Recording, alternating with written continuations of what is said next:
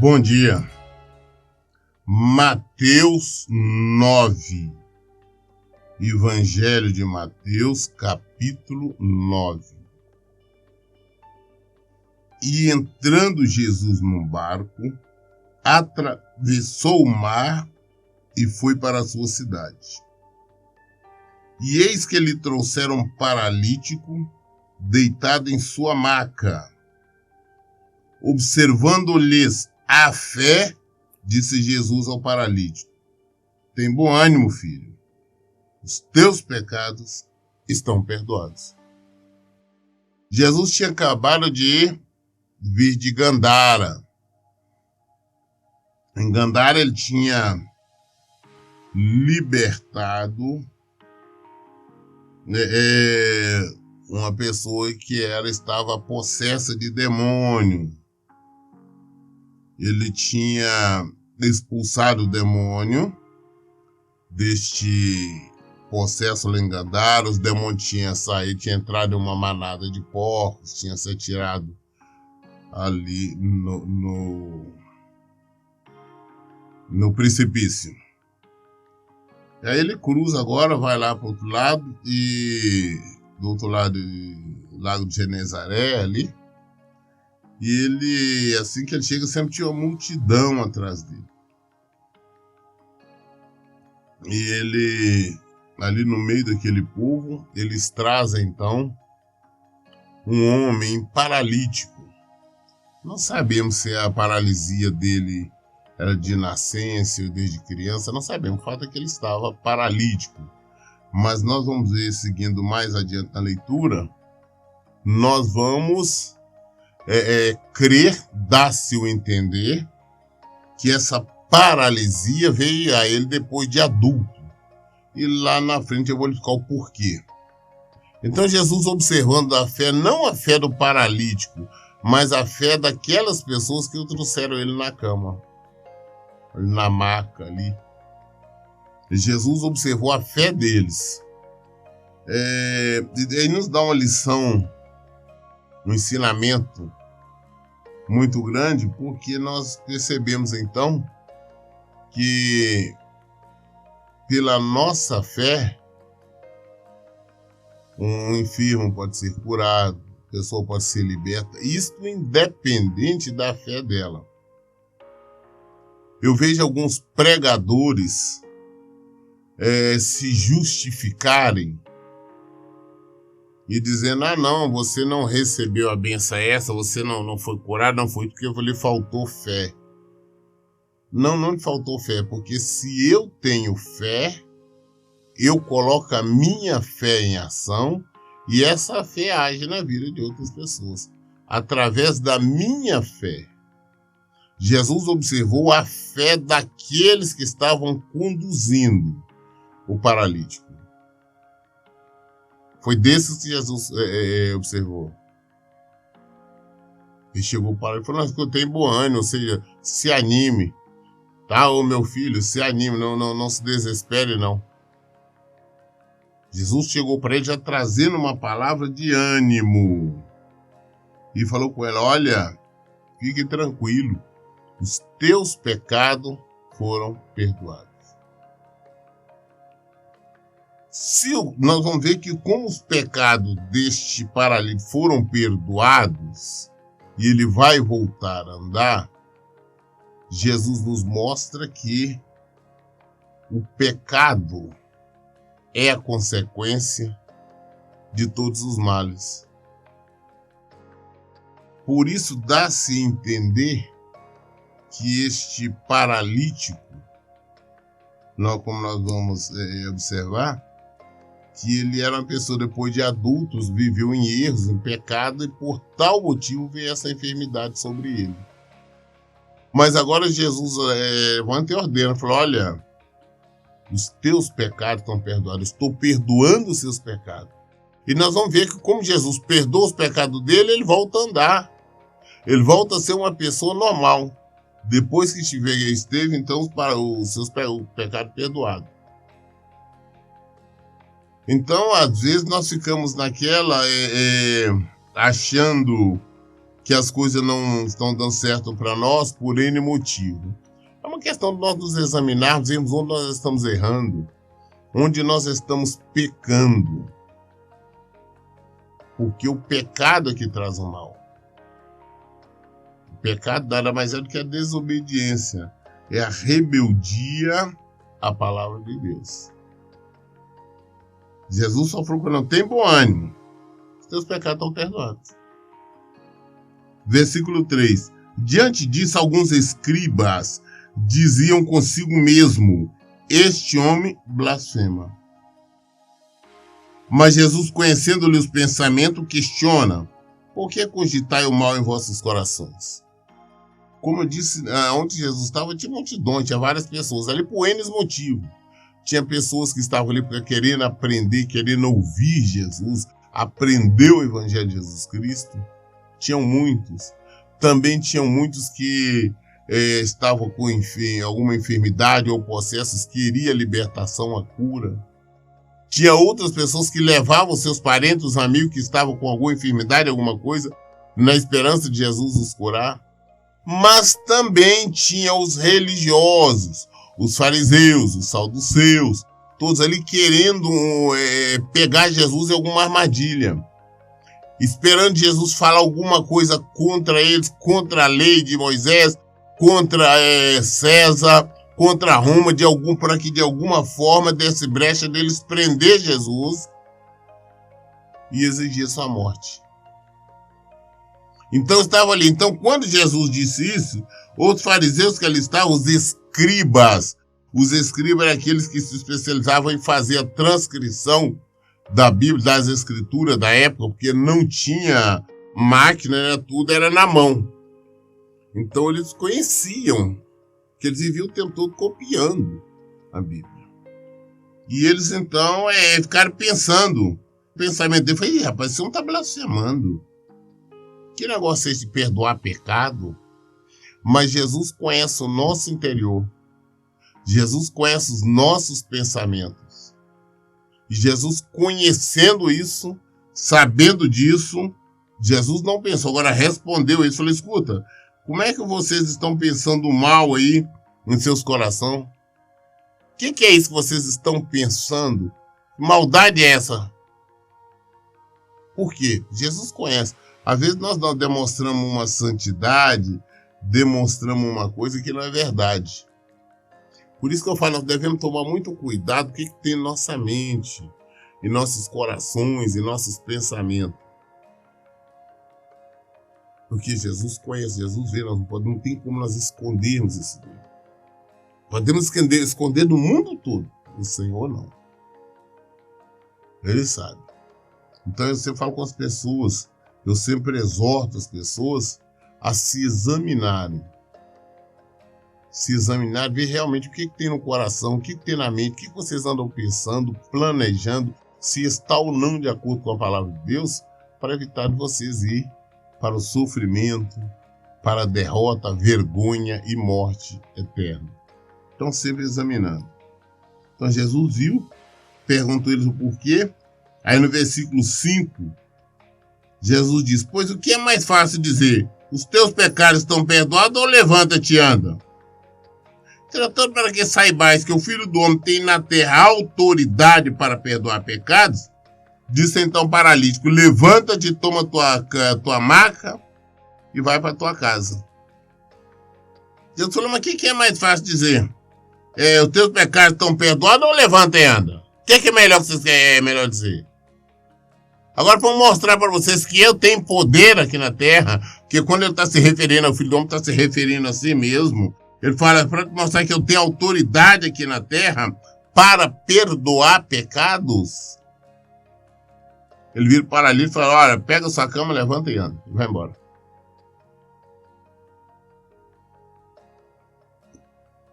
Mostrar que tem poder. Porque para Jesus é diferente ele falar: teus pecados estão perdoados, ou pega tua cama, levanta e anda. Ele é Deus, ele tem poder, ele tem todo o poder, toda a autoridade. E ele já tinha dito, já tinha mostrado para ele, falou: escuta, teus pecados estão perdoados, você está perdoado. Ah, não, mas como os religiosos questionaram, falou, vem cá, é mais fácil dizer o quê? Teus pecados estão perdoados ou pega tua cama, levanta e anda? É mais ou menos isso. Pra mim, tanto faz. Jesus está dizendo pra ele, pra mim, tanto faz. O que eu dizer é porque ele já está curado, ele já está em ação. É independente do que eu vou dizer pra ele agora. Teus pecados estão perdoados ou pega tua cama, levanta e anda? Que para Jesus é a mesma coisa. Que ele já perdoou. Ele fala, escuta, levanta, sai. É a mesma coisa ele diz para nós. Pega a nossa cama, tem que pegar a nossa cama, levantarmos e andar. Pegar a nossa cama, levantarmos da inércia, levantar da mentira, da maldade, tudo aquilo que nos prende, que nos torna impotentes, paralíticos, paralisados. Pegar a cama e andar. É necessário fazermos isso. É o que Jesus nos exorta e nos manda fazer. Versículo 7. Levantando-se o homem, partiu para sua casa. Ao ver isso, a multidão encheu-se de temor e glorificava a Deus, pois deram aos homens tamanha autoridade. Como simplesmente obedeceu, pegou da sua cama, sua maca ali e andou e foi embora. O povo todo ali, agora com todo mundo ficou vendo, ficou glorificando o Senhor. Porque eles nunca tinham visto algo semelhante. Nunca tinha visto um paralítico ser curado ali diante dos olhos deles somente pela palavra. Porque Jesus fala tudo pela palavra. Ele enviou a palavra. Levanta, teus pecados estão perdoados. Toma tua cama, levanta e anda. A palavra. E assim aconteceu. O povo aplaudiu, glorificava a Deus, que deu tamanho poder. E a mesma coisa, hoje nós temos que glorificar o Senhor, porque Ele nos deu poder. Nós expulsamos demônios, nós curamos enfermos, nós fazemos tudo em nome de Jesus, porque Ele nos deu poder. Ele disse, olha, vocês farão milagres, sinais ainda maiores do que esses que vocês venham fazer, porque eu vou para o Pai. Então não é nada normal, não é nada absurdo quando alguém, um homem de Deus mesmo, ora e um morto, um defunto se levanta.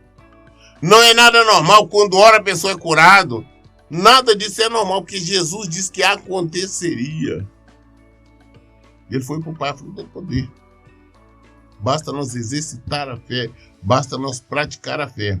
O que nós não vimos os milagres, os sinais acontecer, porque as pessoas estão desviando da fé. A preocupação das pessoas hoje estão querendo dar a palavra dele, mas através de coisas materiais. Estão desejosos de buscar coisas materiais. Estão desejosos de oferecer coisas materiais. Jesus não tem compromisso. Por isso eles dão a palavra, mas a palavra não se cumpre. É hora deles também levantarem. Levantar dessa cama do materialismo, da ganância e voltar-se para o Senhor. Versículo 9. Saindo, viu Jesus um homem chamado Mateus, sentado na coletoria, e disse-lhe, segue-me. E ele levantou e o seguiu. Saindo dali, então, Jesus passou ali em frente à alfândega, à coletoria, e tinha um dos coletores de impostos. E, inclusive, eram pessoas que não eram benquistas, não eram bem vistas pelos judeus, porque esses cobradores de impostos estavam a serviço de Roma, uma vez que Israel estava sob o domínio de Roma. E, além do mais, a maioria, quase que a sua totalidade, dos cobradores de impostos eram desonestos, porque eles cobravam, inclusive, a mais para eles. Então, ele estava lá, era uma pessoa que não era bem vista, querida, né?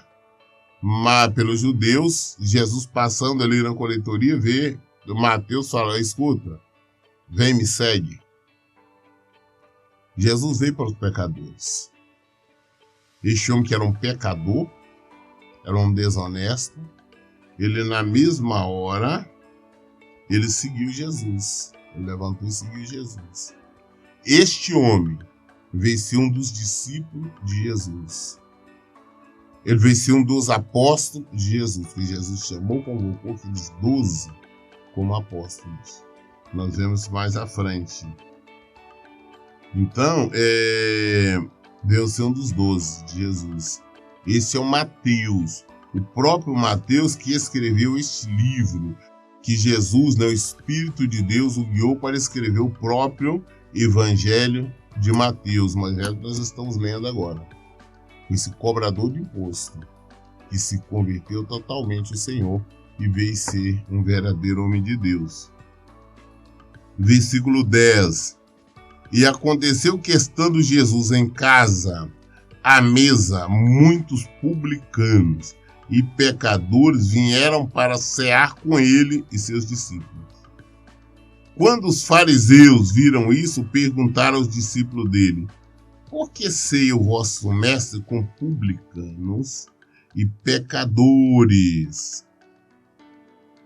Mas Jesus, ouvindo, responde: os sãos não necessitam de médico, mas sim os doentes.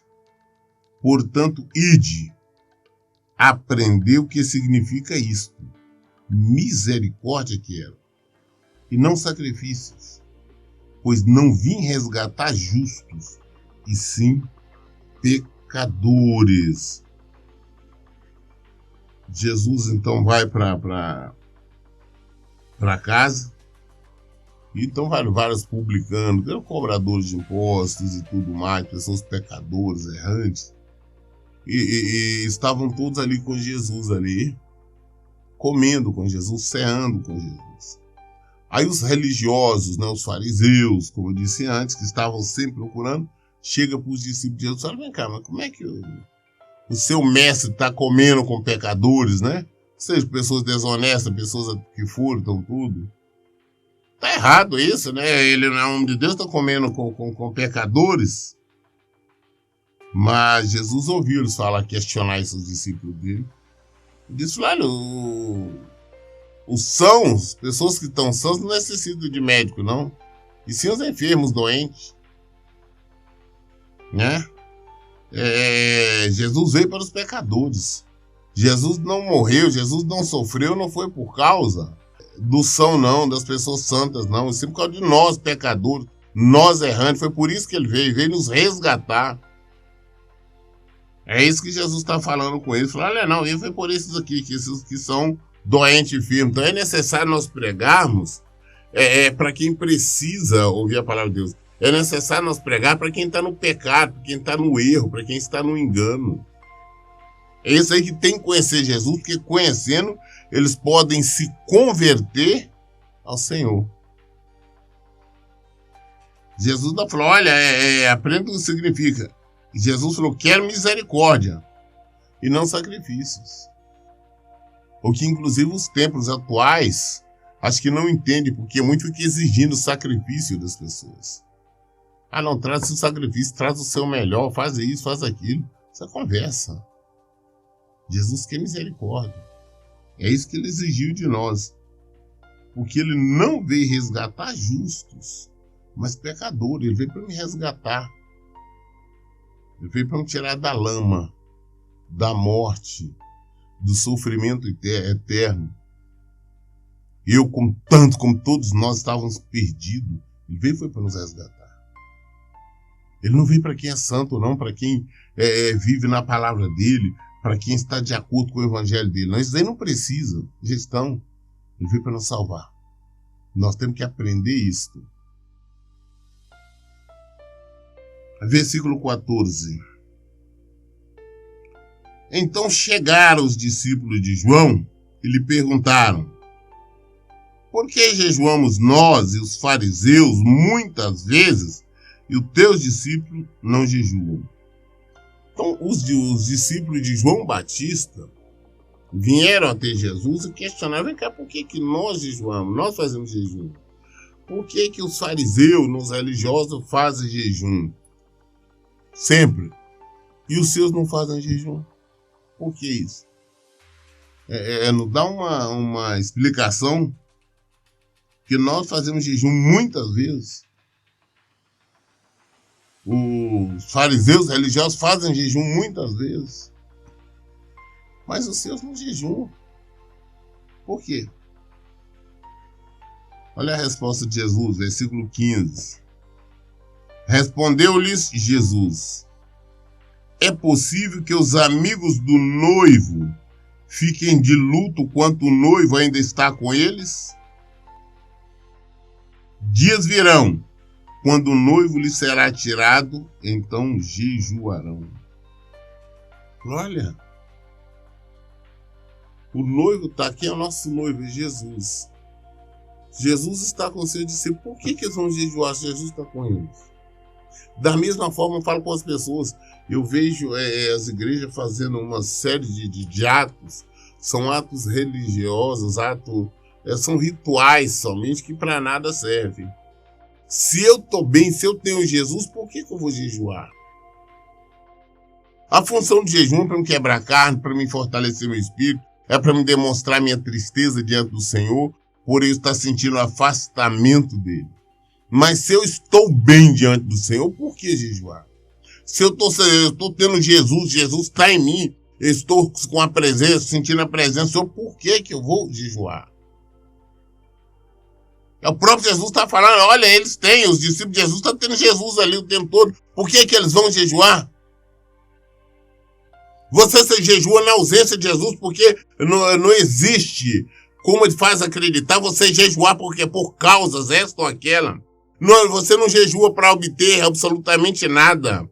Jejuar para não conseguir isso, para me receber aquilo, para a porta se abrir, para não receber essa, aquela bênção. Isso nada acontece. Isso é invencionice.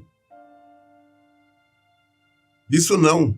A função do jejum é para nós enfraquecermos a nossa carne. É para nós nos aproximarmos mais do Senhor. É para nós demonstrarmos a nossa tristeza diante do afastamento do Senhor. Quando Jesus está com nós, não jejua. Pastor, eu jejua sempre? Não.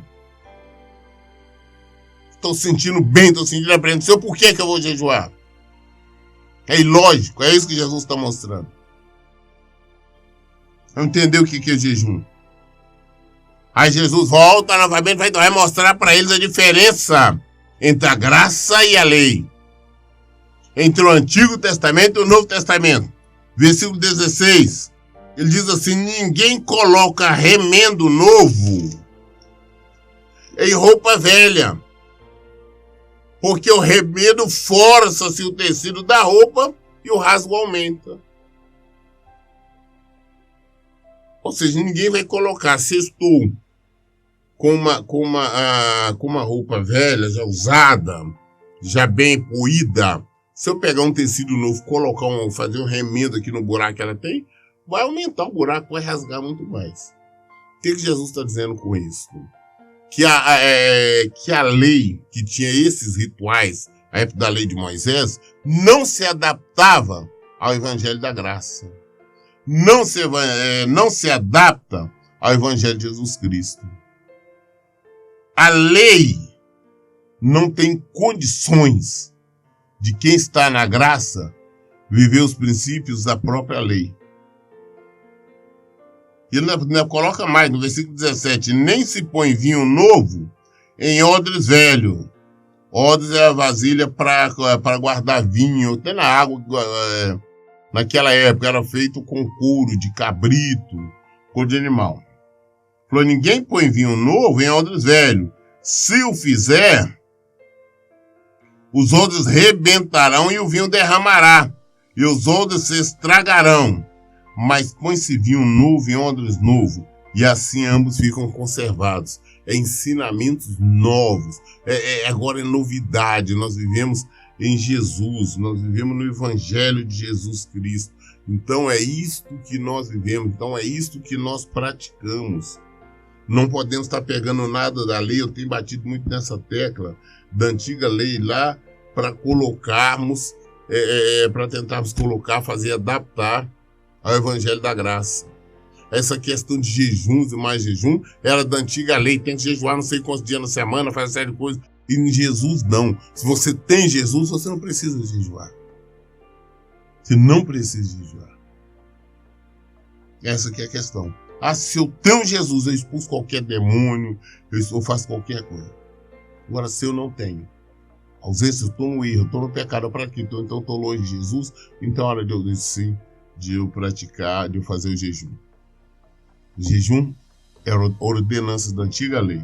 Em Jesus, nós só praticamos o jejum quando nós sentimos o afastamento do Senhor. Versículo 18. Enquanto ele estava falando, um dos dirigentes da sinagoga aproximou-se e, ajoelhando-se diante dele, rogou: minha filha acaba de morrer, mas vem, põe a tua mão sobre ela e viverá. Então, dos dirigentes, um dos líderes da sinagoga, da igreja, do templo deles, aproxima-se de Jesus, já se ajoelha, se rende a Jesus. Quando você está se ajoelhando diante de uma pessoa, você está se rendendo a ela, está se humilhando diante dela, e esse dirigente da sinagoga, ou seja, um dos religiosos, vem fazer isso. E clama, vem clamar pela filha. Foi, escuta, minha filha morreu, acaba de morrer. Mas eu tenho certeza que se você for, você impor as mãos sobre ela, ela vai viver novamente. Ou seja, uma pessoa vem implorar a Jesus pela filha. Não, minha filha tá morta. Vem para que ela possa viver. Vem para que ela possa reviver. Versículo 19. Então Jesus levantou e seguiu com ele. E seus discípulos acompanharam. De repente, uma mulher que há 12 anos vinha sofrendo de hemorragia alcançou por trás e tocou na borda do seu manto. Pois dizia essa mulher consigo mesma: se eu conseguir apenas lhe tocar as vestes, serei curada. Então Jesus voltou-se e assim que viu a mulher lhe disse: anime-te grandemente, filha, a tua fé te salvou. E desde aquele momento a mulher ficou sã. Jesus está indo então, acompanhando ali esse dirigente da sinagoga. Jesus está acompanhando para a casa dele, onde a filha dele está morta. Aí vem uma senhora que tinha uma hemorragia há muitos anos, aqui há 12 anos que a Bíblia fala. Ou seja, que tipo de hemorragia? É um sangramento. Como se a mulher estivesse menstruada há 12 anos direto, ininterruptos. É aquele sangramento constante. Inclusive, naquela época, quem tinha esse tipo de coisa não poderia estar perto das pessoas. Até o lugar onde ela sentava tinha que ser jogado fora, destruído. A cama que ela deitava, ninguém podia deitar. Eram tradições da lei. Então, essa mulher tinha 12 anos que ela sofria com isso. Mas ela já tinha colocado na mente dela, a fé dela, se ela somente tocasse em Jesus, somente encostar ali, se ela tocasse no dela, ela seria curada. Jesus está caminhando então ali junto, em direção à casa desse moço para salvar a filha dele. Aí vem essa senhora e toca na veste dele, no manto dele, na roupa dele, e ele sentiu na hora, ele é Deus, ele era o poder, ele tinha todo o poder, ele sentiu que saiu virtude, ele sentiu que saiu o poder, ele sentiu que ela foi curada. Ele para então, olha para lá, olha para ela e fala: vai, minha filha, fica em paz, anima-te grandemente, filha, a tua fé te salvou.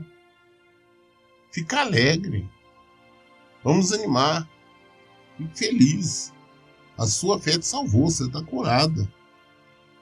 E desde este momento a mulher ficou sã. Ela viveu 12 anos no sofrimento. Agora acabou. O livro do Evangelho de Lucas, ele explica bem melhor sobre isso, sobre os fatos, sobre este assunto, mesmo porque Lucas era um médico na época, era um cientista da época. Então ele fala que essa mulher tinha gastado já tudo que ela tinha e não tinha obtido a cura. Tocou no manto de Jesus, tocou nas vestes de Jesus e foi curada. E acredito que enquanto isso está acontecendo, esse moço deve estar preocupado. Está passando o tempo, minha filha está morta e ele está demorando aí. Mas Jesus continuou. Versículo 23. Quando Jesus chegou à casa do dirigente da sinagoga, viu os flautistas fúnebres e a multidão em alvoroço. Ordenou: retirai-vos daqui. Essa menina não está morta, mas adormecida. e todos zombavam dele.